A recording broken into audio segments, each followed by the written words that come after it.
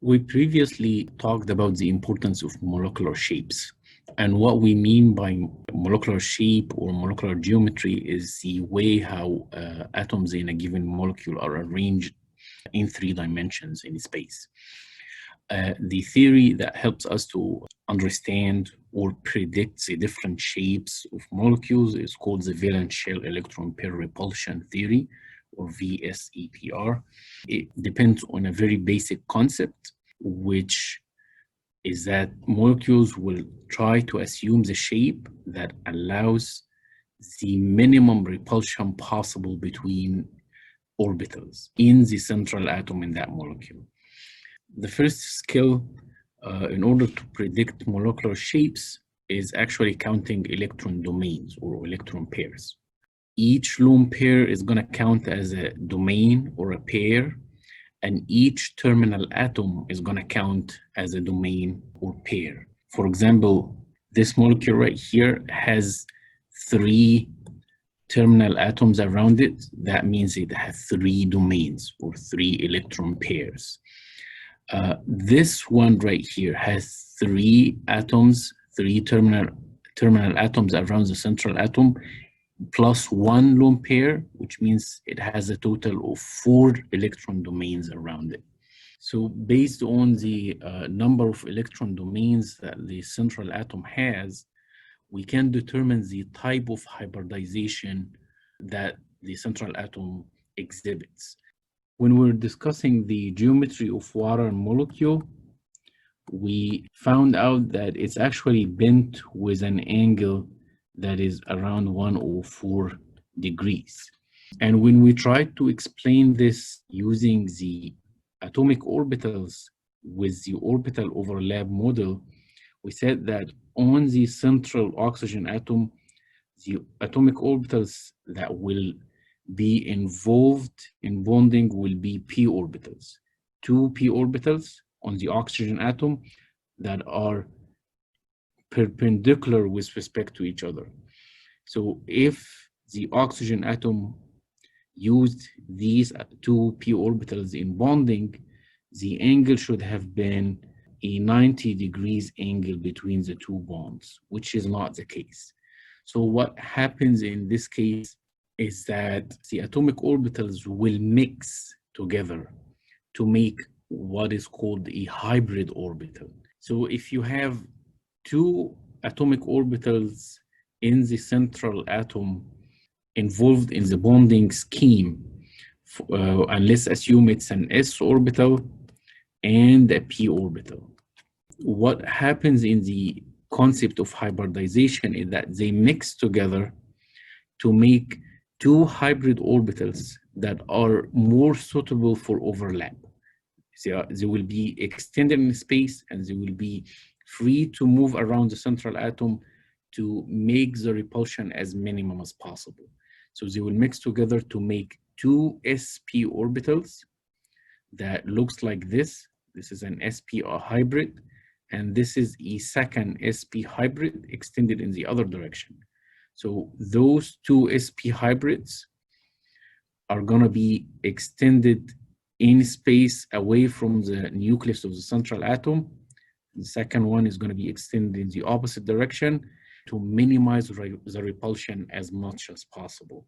In this case, the minimum repulsion is going to be 180 degrees. And the number of atomic orbitals involved in the hybridization will equal the number of hybrid orbitals that will form in this case. So for example, if we have 2 domains around the central atom, that means it needs 2 hybrid orbitals for bonding to take place.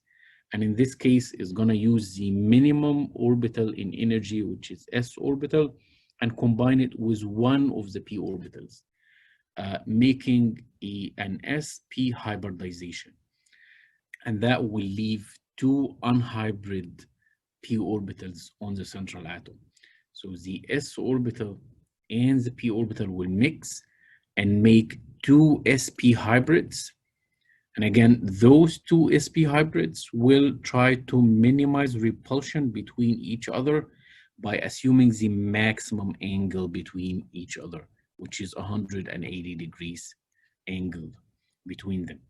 And as a result, the compound that will form based on this type of hybridization will assume a linear electronic geometry and a linear geometry for the compound overall, since the terminal atoms will approach the central atom at 180 degrees with respect to each other. When we have three domains around the central atom, in this case, it means that it needs three hybrid orbitals to form.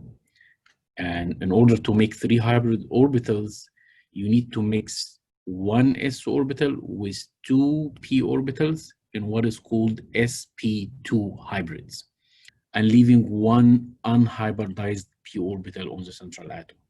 So what will happen for the sp2 hybrids that will form is that they will try to assume the minimum repulsion possible between them.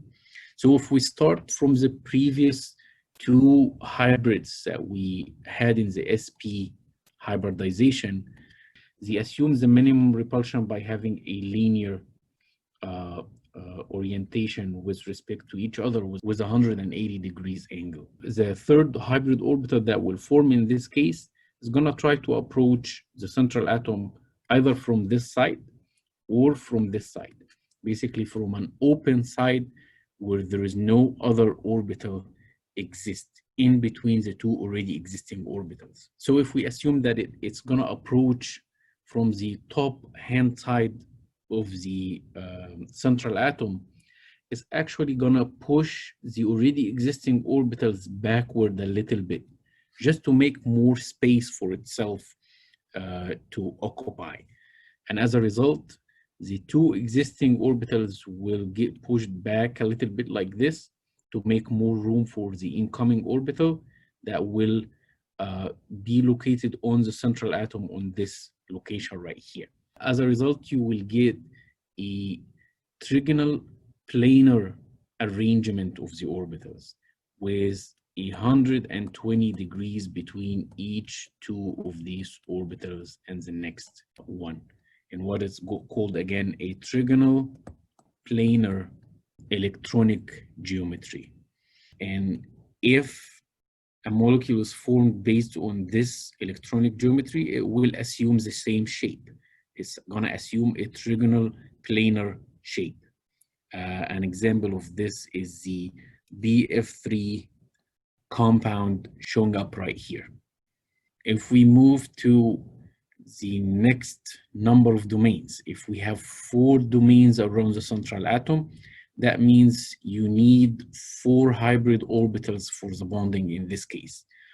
And in order to have 4 hybrid orbitals, you need to mix 1 s orbital with 3 p orbitals in what is called an sp3 hybridization. That is going to give you a total of 4 hybrid orbitals at the end. In order to try to imagine the shape that will result from having 4 orbitals in space, we start from the already existing 3 orbitals in case of a 3-domain central atom, and we try to add the 4th domain. In this case, the 4th domain or the 4th orbital that will form is gonna try to approach the central atom either from the back of the screen or from the front of the screen. In any case, it's gonna try to push the already existing 3 orbitals to the opposite direction. So let's assume it's approaching from the front of the screen. So it's gonna push the already existing orbital a little bit backward to make more space for itself. So it's gonna make the already existing orbitals a little bit more like a trigonal pyramidal arrangement like this, to make more space for the incoming orbital to exist on this side of the atom. And the result in this case is going to be a tetrahedral geometry. That's here is the geometric shape of a tetrahedral arrangement that is gonna have an ideal angle of 109.5 degrees between each two of them. And again, if a molecule is made using all the four sp3 hybrids, in this case, like a methane molecule, is going to assume the same shape, a tetrahedral shape as shown in this figure right here. One thing before we move on to the next case is that how we can draw this three-dimensional shape on paper. We basically will put two of the domains on the plane of the paper with the 109.5 angle, and then that will make one domain sticking out of the plane of the screen in this direction, and is going to be represented with a solid wedge like this, and one sticking out of the plane in the opposite direction, represented by a dashed wedge like this. If the central atom has 5 domains around it, in this case, that means that it needs 5 hybrid orbitals for bonding in this molecule.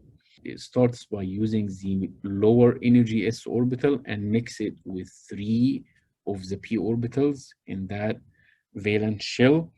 This is only 4.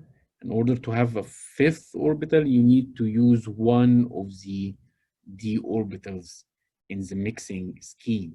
So it's going to be an sp3d type of hybridization. And as a result, you will get 5 hybrid orbitals. How can we imagine the shape that will result from 5 hybrid orbitals around the central atom? In this case, we start from the 4-domain tetrahedral shape. We have 4 orbitals with one sticking out in this direction and one sticking out in the backward direction. So what will happen is that the incoming orbital is going to approach from an opposite direction to one of the existing orbitals, and is going to try to push the already existing orbitals a little bit away in the opposite side to make a little bit of room for itself. So it's gonna cause the already existing orbitals to have more of a trigonal pyramidal shape that will allow a more space for the incoming orbital. So the incoming orbital is gonna get located in this open space right here, and that's gonna make a trigonal bipyramidal shape. So you have a trigonal pyramid on top and a trigonal pyramid in the bottom. That's a trigonal bipyramidal electronic geometry that we sometimes abbreviate as TBP, standing for trigonal bipyramidal electronic geometry. If the molecule formed is using all of these 5 domains in bonding, the molecule will assume the same shape, a trigonal bipyramidal shape for the molecule itself. The angles in such a shape are going to be 90 degrees between the axial orbitals and the equatorial orbitals, and 120 degrees between each 2 equatorial orbitals. You can think of a trigonal bipyramidal shape as an overlay of a trigonal planar arrangement between the equatorial orbitals and a linear arrangement for the axial orbital. So it's an overlay of 2 shapes. That's an easy way to try to remember the angles in this case. How can we represent this shape on paper? If you look at this shape, you will find that there are 3 orbitals in the plane of the screen. The 2 axial orbitals and one of the equatorial orbitals are already in the plane of the screen. So we can actually represent them as lines in the plane of the screen like this. And then if you look carefully, you will find that one of the equatorial orbitals is sticking out of the plane of the screen. which we can represent with a solid wedge like this, while the other one is out of the plane in the opposite direction. That can be represented as a dashed wedge like this. And you put the different terminal atoms on these positions like this. The last type of hybridization is if the central atom has 6 domains around it. In this case, it means that you need 6 hybrid orbitals. And in order to make 6 hybrid orbitals, you need to start from 6 atomic orbitals. And as we already did in the previous examples, you start from the lower energy s orbital, mix it with 3 of the p orbitals, and then in order to get 6, you need 2 d orbitals. So it's going to be a hybridization of the nature sp3d2. So you will get 6 equivalent sp3d2 hybrids. And that will leave 3 d orbitals unhybridized in the central atom. How these 6 hybrid orbitals will be oriented with respect to each other, they will try to minimize the repulsion as much as possible. As we did in the previous example, we start from the already existing orbitals in a 5-domain arrangement. In this case, you will have 2 axial orbitals, 1 equatorial sticking out of the plane in my direction, and 1 equatorial out of the plane in the backward direction of the screen. And you need to add a 6th orbital in this case. You try to imagine where is it gonna approach? Is it gonna approach between an axial and an equatorial orbital, or between 2 equatorial orbitals? It's definitely going to approach between 2 equatorial orbitals because there are more space between these 2 equatorial orbitals with 120 degrees angle in comparison to the angle between axial and equatorial, which is 90 degrees. So you have more space between 2 equatorial orbitals. This is where the incoming 6th domain is going to come in. And in this case, again, it's going to push the already existing orbitals backward a little bit to make more space for itself.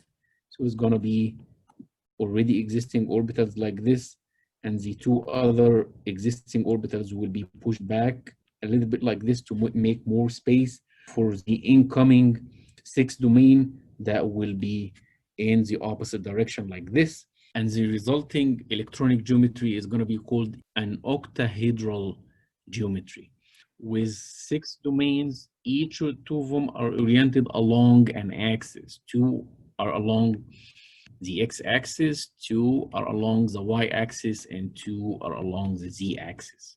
And the angle between each 2 orbitals is going to be 90 degrees. If the molecule is using all of these domains for bonding, it's going to assume the same shape as the shape of the molecule. It's an octahedral shape. How to draw this shape on a paper? If you look closely, you will see that 4 of these orbitals are on the plane of the paper or of the screen. So that's going to be 4 of them on the plane of the screen, and then 1 of them is out of the plane in my direction. That can be represented with a solid wedge, and 1 of them is out of the plane in the backward direction of the screen. That can be represented with a dashed wedge. Okay, so this is one way to draw the octahedral shape on paper. So in summary, the type of hybridization and hence the electronic geometry of the hybrid orbitals that will form is going to depend on the number of domains.